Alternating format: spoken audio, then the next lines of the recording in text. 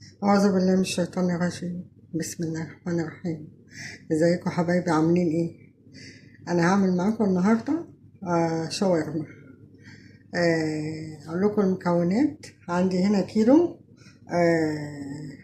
وراك مخلية، وعندي هنا معلقتين زبادي، وعندي هنا ربع فنجان زيت، وعندي هنا ربع فنجان صغير خل، وعندي هنا التوابل اللي هي ملح، فلفل اسود، كمون، كزبرة، جنزبيل، توابل فراخ، سنة شطة، كمون. بنزل بالتوابل،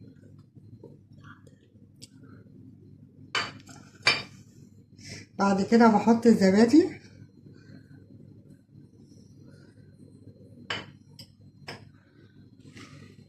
بعد كده بحط الزيت، واحط خل، واحط معلقة دبس رمان،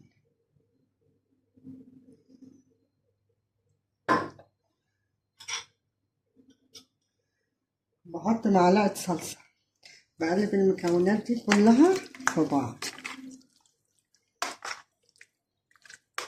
المكونات دي لازم تقعد قبليها بساعتين عشان تشرب من التتبيلة، وممكن لو انت مش مستعجلة عليها تعمليها قبلها بيوم.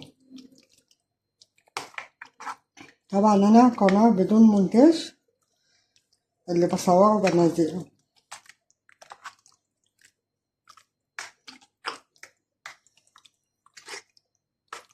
كده خلاص انا قلبت التتبيلة، هسيبها بقى تشرب منها.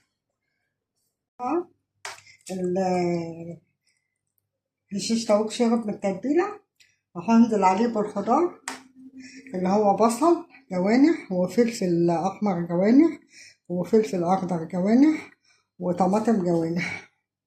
عشان هحطها في الكيس، مش هحطها في البتاع دوت بتاع الشوي. ماشي، انزل بالخضار،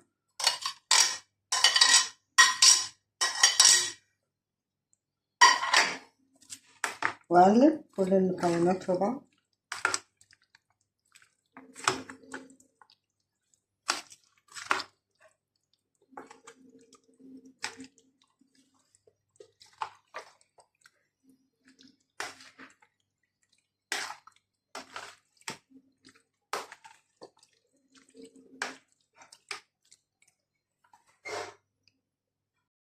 بعد كده حطيت الشيش طاووق في الأكياس الحراري زي ما انتوا شايفين، وحطيته معلقتين مش كيس واحد، عشان خاطر ان هو يستوي كويس.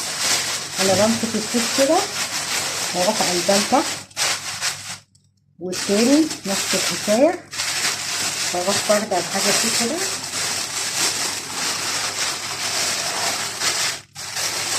قلب الكيس لتحت.